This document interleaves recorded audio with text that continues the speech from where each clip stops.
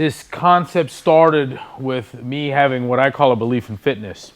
That is, I was of the view, still am of the view, that there was a general physical capacity that would lend itself well, generally well, to any and all contingencies. To the likely, to the unlikely, to the known, to the unknown. A little different than the fitness that's required for, say, sport. In fact, one of the things that demarcates, delineates, defines sport physiologically is how much we know about the physiological demands. And so I look at a guy like this, Mr. Prefontaine, rest in peace. I don't think a 400-pound bench press would have helped his efforts or made him a better runner. You understand that? And if you want to be in a bench press competition, I don't think training with him would have gotten you there either. But that's because we weren't looking for, he wasn't looking for a broad, general, and inclusive fitness. He wasn't looking for a fitness that would prepare him for the unknown and the unknowable, though, hey, maybe that might have made a difference in his demise. Interesting bit of speculation. But we were chasing headlong this concept of fitness as a broad, general, inclusive, adaptive capacity, something, again, that would prepare you for the unknown and the unknowable. And we went to the literature to look for it, and couldn't find shit, you know, and the stuff we did find seemed either esoteric, irrelevant, logically flawed, scientifically flawed, even some of the stuff that came from the best scientific minds. To date, the American College of Sports Medicine cannot give a scientific definition of fitness. They give a definition for sure, but it contains nothing that can be measured. And scientific definitions that include unmeasurable things are not scientific, though it may look like it. Could have all kinds of words like neurosynaptic facilitation. I mean, you can really get fancy with the language and throw some Latin at you, but if you, in the end, if it's not measurable, you don't have a good definition. And so we started playing with it, and it came up with 3 operational models, and you'll see what they are. They were kind of clumsy, but they had utility and they guided us, kept us on this path, and I'll share with you what they are. Jim Colley and Bruce Evans of Dynamax, they make these med balls over here. Poor guys have gone completely senile, but still, it was a big contribution. It's a great med ball. And in their prime, in their days of vigor and vitality, they produced a list of the physiological adaptations possible through an exercise program. And this includes cardiorespiratory endurance. And you can get these from the What is Fitness article. You needn't write them down. It's just, I want you to just get an overview here of what we're talking about. But they listed these 10 general physical skills, they called them. And really what they did is they represented the gamut of potential adaptation, physiological adaptation to an exercise program. That is, you can improve cardiorespiratory endurance, stamina, strength, flexibility, power, speed, coordination, accuracy, agility, and balance. 10. They gave reasonable definitions to each of these 10 so that they seemed fairly distinct. A couple of notes here. Nature has no obligation to recognize these distinctions. It's completely man-made. This is an abstraction, a construct, a model made by a couple of coaches and exercise physiologists to help us understand fitness better. Well, what we did with this that was a surprise to the guys that came up with the list, and they said they had one of these damn it moments where they wish they had taken that next step, let the other shoe hit the ground, if you will, was we said that he or she was as fit as you were developed in breadth and depth in those 10 capacities. And to the extent that you were deficient in one relative to any cohort, that is, the guy standing next to you, you were less fit. Okay? Simple. This is a balance, a compromise, if you will, you would probably understand, of physiological adaptation. Second model. This is kind of a statistical model based on training modality. And here's what we're going to do. I want to take a big hopper. You know, like we pick a lottery winner in, you throw in all the cards and envelopes and turn the thing and pull out your winner, right? You've seen that before? What we want to do is I want to load this thing with as many skills and drills from as many different sports and strength and conditioning as you can come up with. And it could be B-skip drills from track, agility, ladder work, from football. It could be 1-rep max bench press. It could be Fran, Helen, and Diane from the CrossFit workouts, any of our hero workouts. Those are all CrossFitters that we lost. It could be, I'll put Pilates and some yoga shit in there. I don't care. I'm not going to exclude anything. The more, the better. Fill it. Now, line everyone up. Turn the crank. Pull something out and put it to the test. Give it the Pepsi challenge. Here's the contention. He or she that performs best at these randomly assigned physical tasks is fittest. And it may very well be that the fittest man on earth is about 75 percentile in terms of what you pick out of there. You understand? In fact, best at many things would tell me immediately that you're not as fit as you could be. Want a for instance of that? I'll give you one. You got a 410 mile, I'm going to tell you, I know thousands of people a whole lot fitter than you are. Because part of the adaptation to get you a 410 mile is that it probably coincides with a max bench of about half body weight and a vertical leap of 3-4 inches. And I get a 4-minute mile, and it's especially true when we get under that, and it's absolutely certain. Absolutely certain.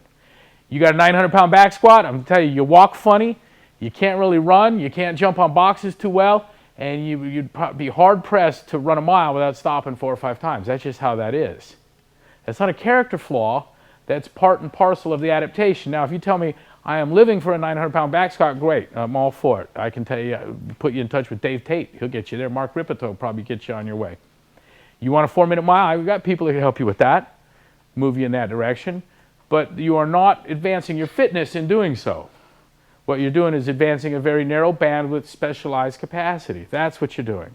No value judgment here. Okay?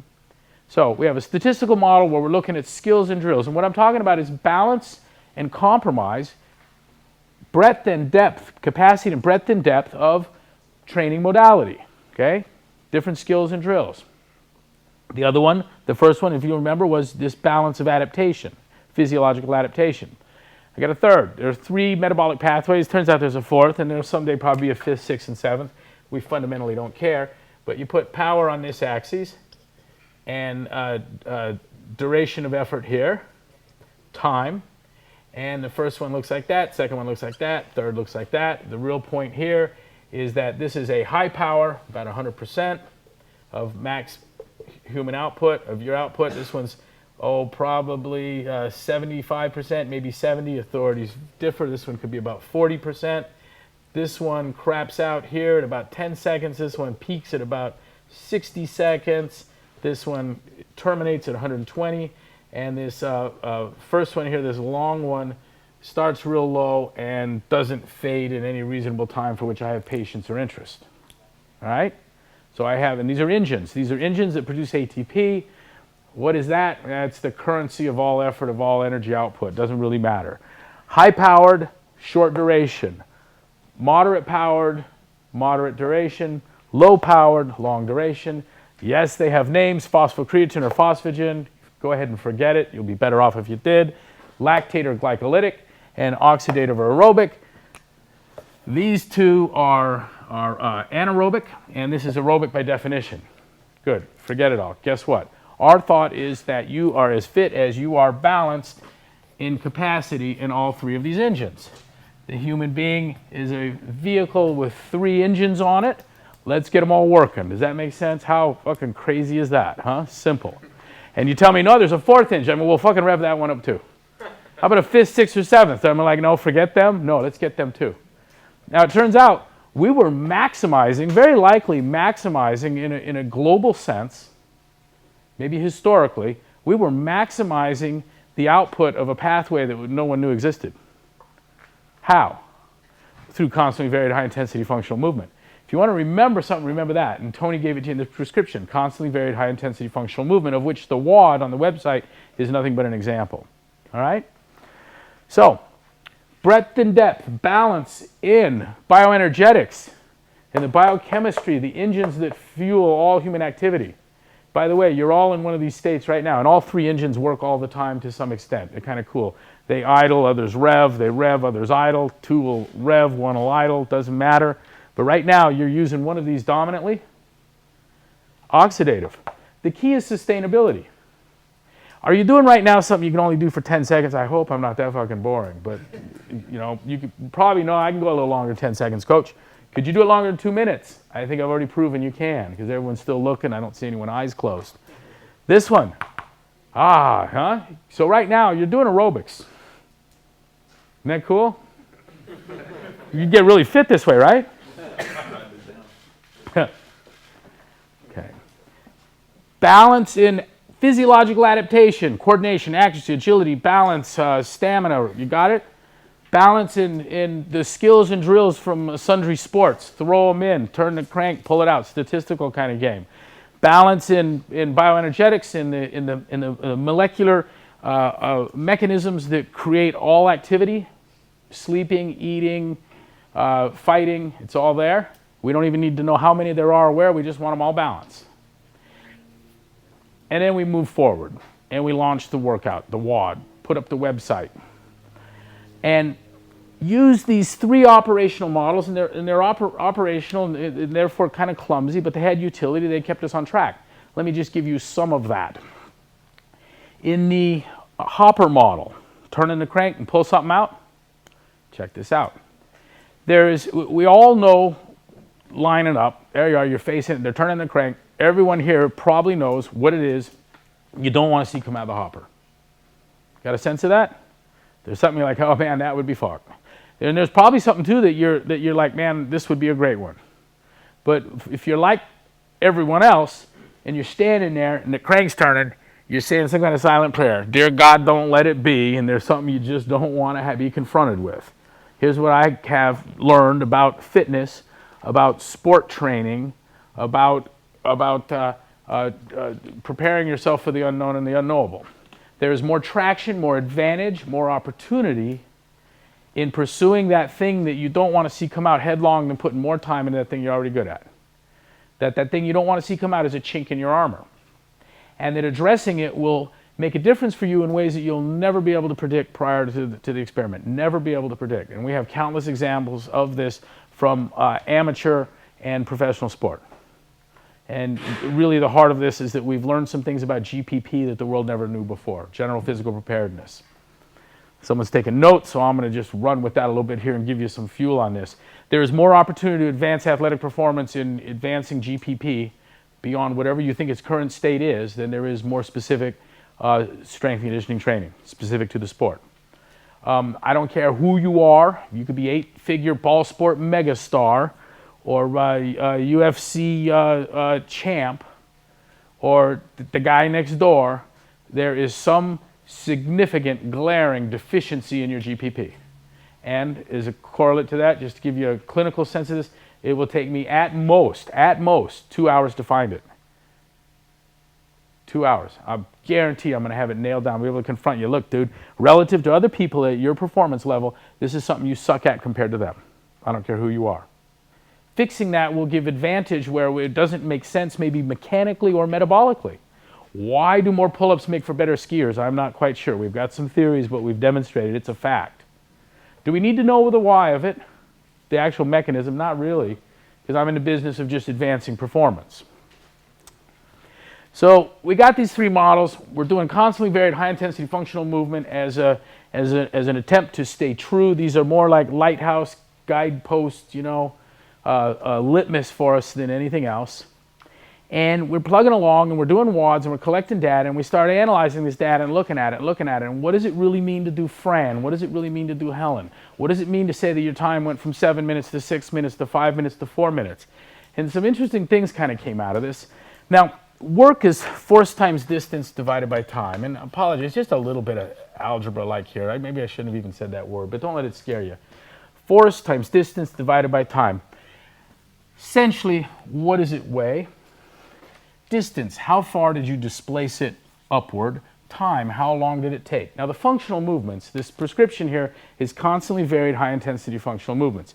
The functional movements are defined as well as by any other definition. They have a unique capacity to move large loads, long distance, and quickly. They are singularly unique, and this, by the way, turns out to be power. Now, in a workout like Fran, does any of you know what that is? Show of hands if you do. Look, here's a thruster. I front squat, drive 95 pounds overhead. That's 1 rep. Do 21 of those. Then 21 pull-ups. And it's basically 21 times chin over the bar anyhow. The kip is the most efficient way to do that. All right? 21 pull-ups, then go back 15 of the thrusters, 15 of the pull-ups, 9 of each, stop the clock. And we get a time for it. Okay?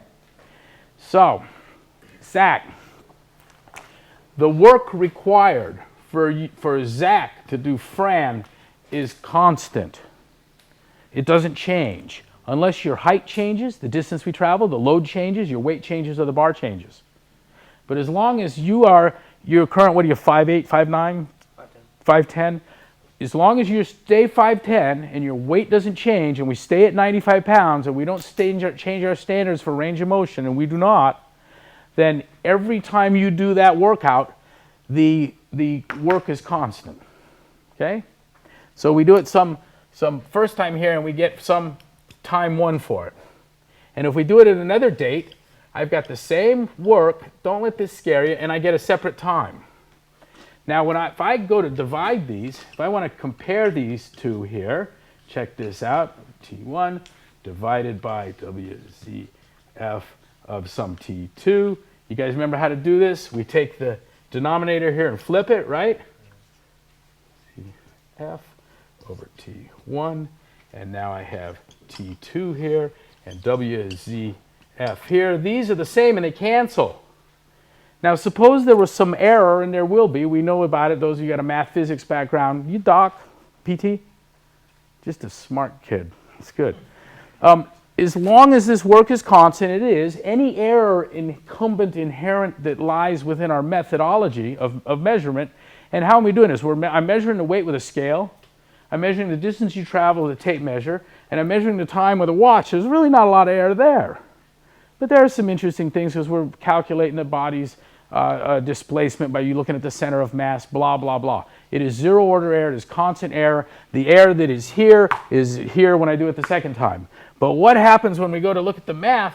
What happens is the work and its error cancels. And the ratio of the second time we did it to the first time we did it describes my progress to the accuracy and precision of the fucking watch, which is really enormous. It's the best of my tools. It's better than my scale. It's better than my ability to use a yardstick. It's time. It's watch. It's easy. So what are we looking at here? Well, we're looking at changes in power. We're looking at changes in power. And we didn't have to study this much longer to come to this understanding that if I put power on this axis and duration of effort here,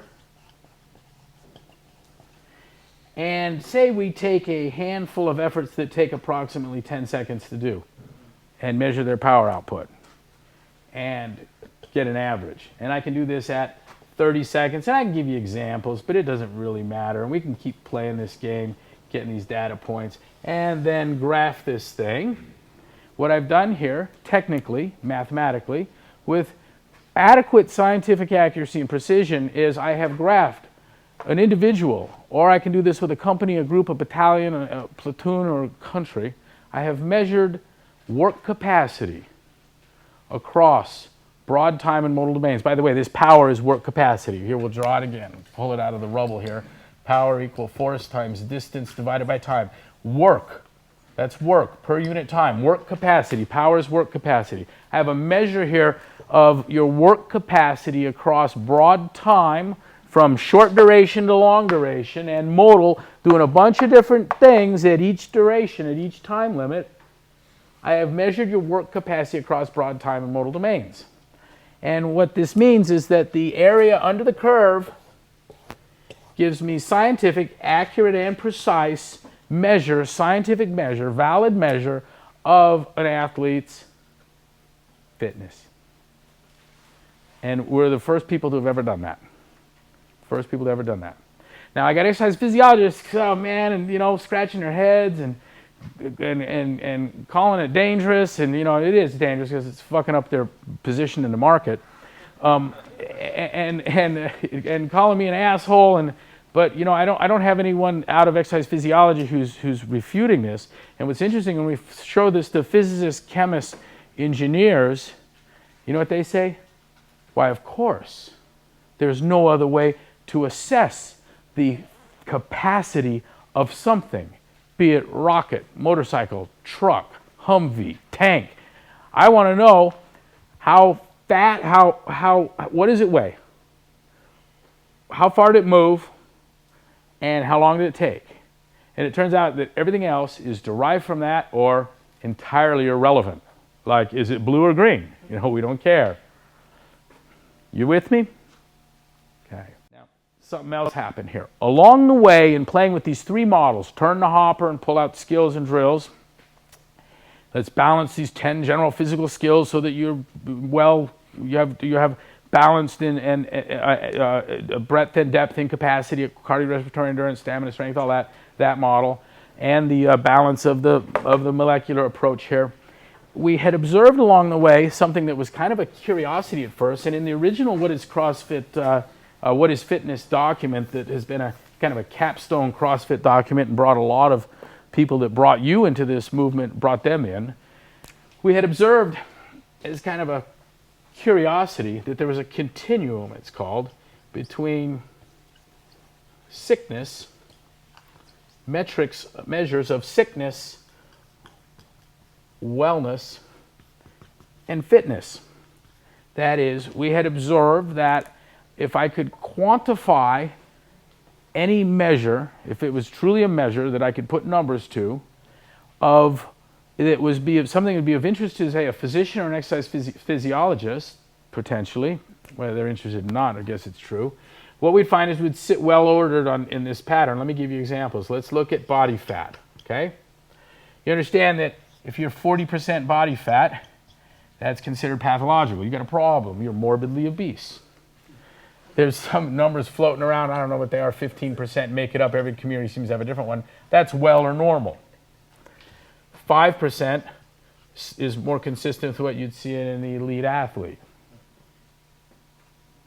Bone density, same thing. There's a level of bone density that is pathological. It's osteoporosis or osteopenia in the early stages. There is a value that is normal. They say, yes, you have normal bone density. We find gymnasts with 3 to 5 times normal bone density.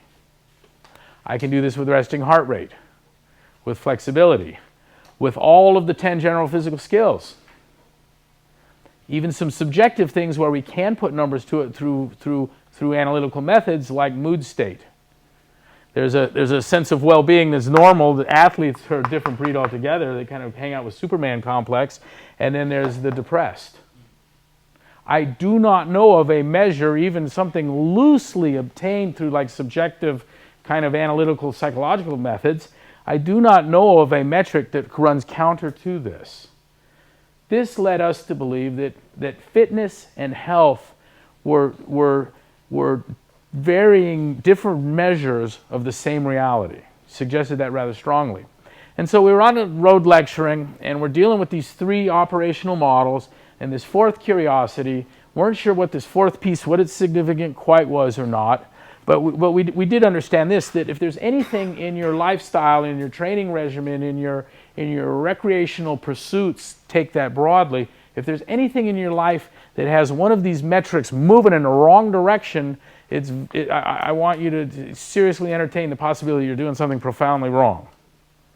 Because what we find when you do CrossFit, when you're doing constantly varied high-intensity functional movements and eating meat and vegetables, nuts and seeds, some fruit, little starch, no sugar, and getting to plenty of sleep every night, that we don't have this specter of what we would call side effect.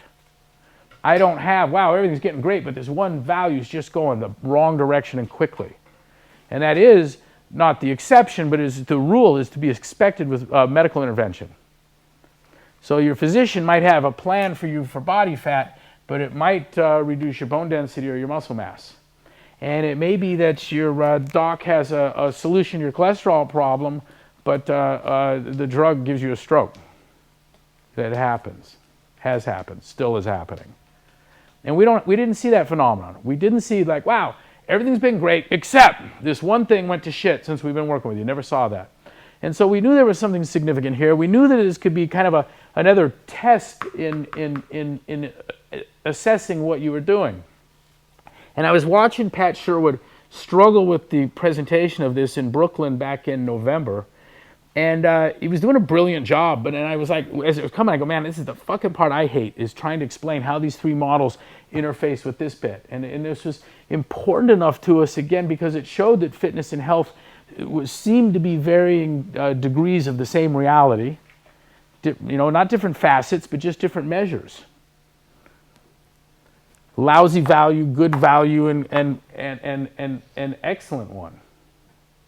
And we didn't want to get rid of it, but we needed it in there. And where it logically tied in, we weren't quite seeing, and we were going on with this, and I'm watching them hit this thing, and all of a sudden it just came to me in a flash, and it looks like this. And if I apologize for anything technical that might be here, but the problem lies with me, not you. I'm going to try and draw here. So we got this fitness. Remember, we got power on this axis, and I've got duration of effort here. And we made the claim that that curve here would represent your fitness. You with me? Well, check this out. If I add a third dimension here, and the real measure of this is, do you see 3D? You get the corner of the room there? You got that? We're looking at a little corner. And what I'm going to do is, forget this line. You don't see it. It's just going to help me to do something kind of real. Look what I'm going to do here.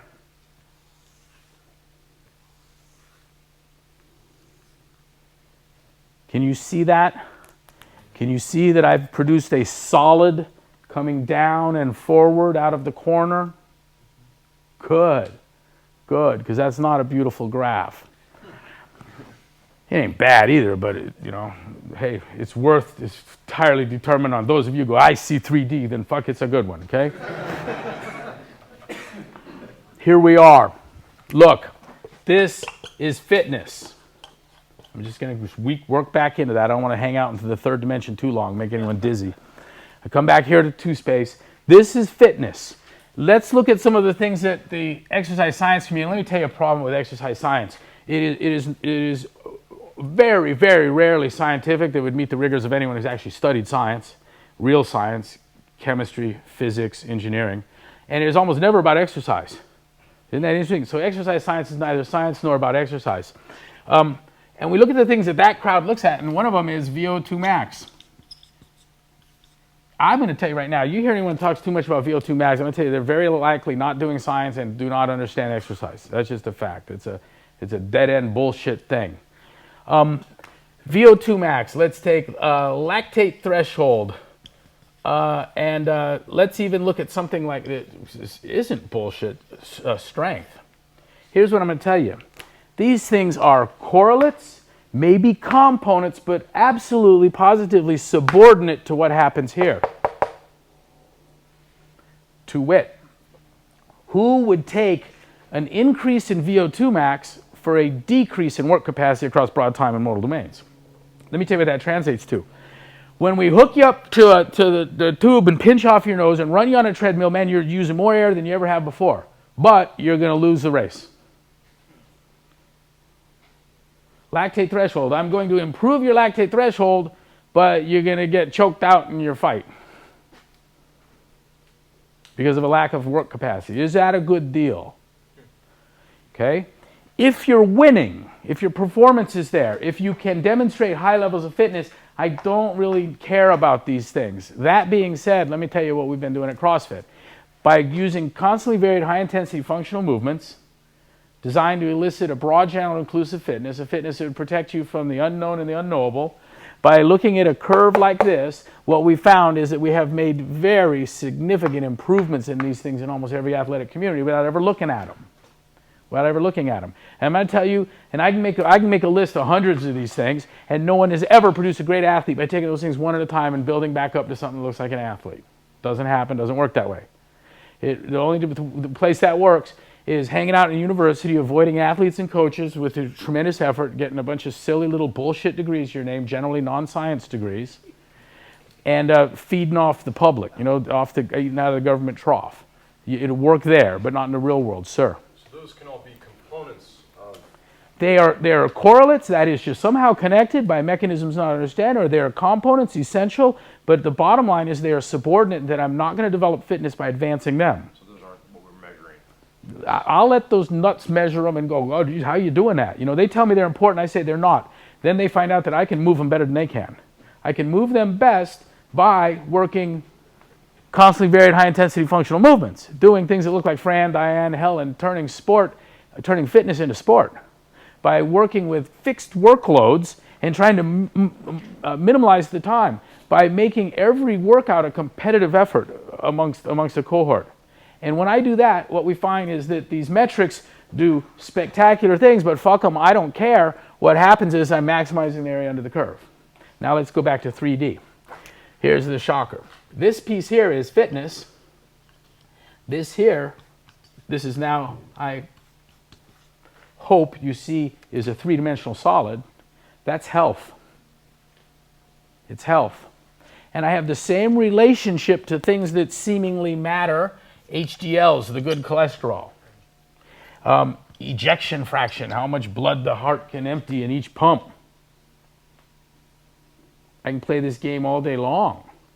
Just about anything that the doctor will tell you is important to your health, what we find is that we can get, the hypothesis here is that we can maximize this volume by maintaining our work capacity across broad time and modal domains through the ages as you get older and older and older. And I can play this same game. I can ask, are these things just correlates? Are they components? And are they indeed just entirely subordinate to? Well, there's a compelling body of evidence. It is my belief, my thought, I think where we're headed. And look, right or wrong, this still needs to be measured. I want you to understand that. It still needs to be measured. But I'm of the opinion that health, that this volume will be maximally held by maximize your area under the curve and then hold that work capacity as long as you can. In other words, eat meat and vegetables, nuts and seeds, some fruit, little starch, no sugar, learn and play new sports that will CrossFit in 100 words or less, do the constantly varied high-intensity exercise throughout your life on a good diet. And that will buy you more health than will trying to, I'm going to fix my cholesterol, I'm going to improve my bone density, and likely the medical approach here would be pharmaceutical intervention. So I'm going to take a drug for my cholesterol, I'm going to take a drug for my bone density, I'm going to take a drug for not sleeping well, and I am of the opinion that it's a failed approach, much as this is a failed approach. And it makes sense to me that if I'm really interested in maximizing this solid, I would take the two-space model and hold it as high and for as long as I can. But let me ask you this. Suppose you think good cholesterol is really important, HDLs, and I want my HDLs up, and I'm going to really focus on an HDL guy, okay? Suppose I had a guy who at 90 years old has 65% of the work capacity he had when he was 25, which was also in about the top 5 percentile of all people your age. And now at 90, there's not 1 in 1,000 your age. In other words, here you are, 90 years old, you're running up and down steps, you're successfully engaging the ladies, and if someone tries to take your wallet from you at the ATM, you're going to fuck them up, all right? And you're 90. You picture the guy? Okay? Suppose I tell you, yeah, but he's not in good health because his HDLs are high. Would you right then and there go, hey, I tell you what, man, you can have my wallet and my dick won't work when I meet the ladies and I need help getting up and down the steps, but my cholesterol is fucking beautiful. Do you want that deal? Of course you don't. Of course you don't. Of course you don't. I can look at even longevity, even this single axis here. Is the goal to live forever? Or is the goal to maintain as much functional capacity for as long as humanly possible? Theodore Dalrymple is an editor for the Wall Street Journal and a physician that's a pseudonym for who knows what his real name is, doesn't matter. He's famous as Theodore Dalrymple.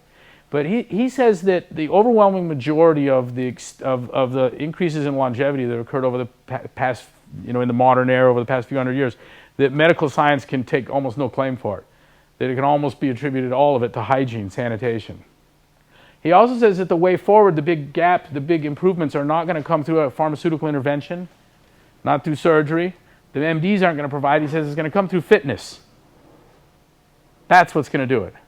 He's looking at exactly what we're looking at from a very different perspective, from the perspective of a physician who's in a great position to understand what I see is deficient in trying to take chemopharmaceutical intervention to fix these components or correlates, these subordinate measures, and think you're going to build back up to a good life.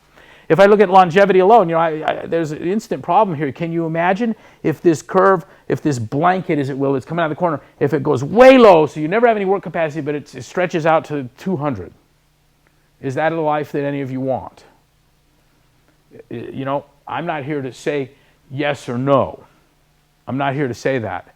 What I am saying, I'll tell you, my personal view is a resounding fuck no. But that's for everyone to determine. That's a normative kind of thing. We're not talking science when we're talking about that. But let me tell you this: it is imperative, it is essential for doing science, for making meaningful assertions, that it be measured this way. The metric is important, not what outcome you'd like to see.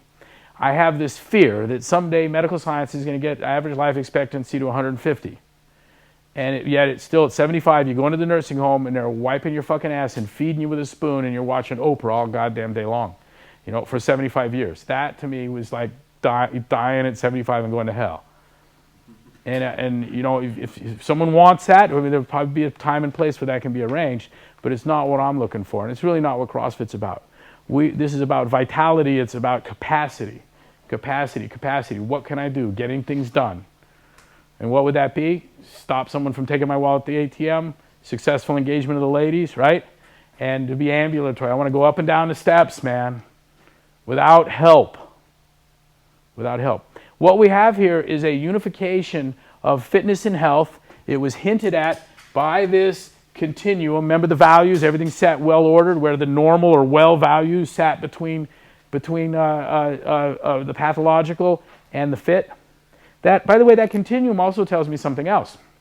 If you are fit, you have a whole bunch of qualities: blood pressure, cholesterol levels, bone density, resting heart rate, body fat, that before you can become pathological, you'll have to be well. It tells me that fitness is a hedge against sickness, with wellness as an intermediate value.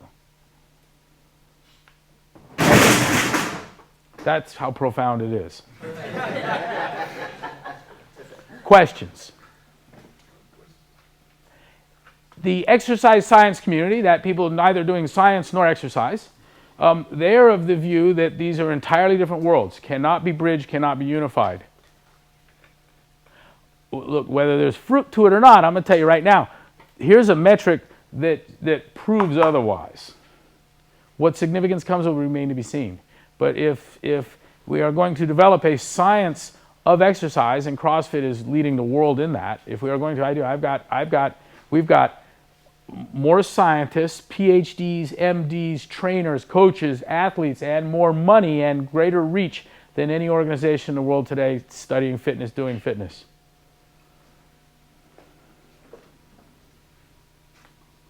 Questions? Stunning, huh? Just nothing. How about lunch? Is that next? Am I blowing? Okay, all right.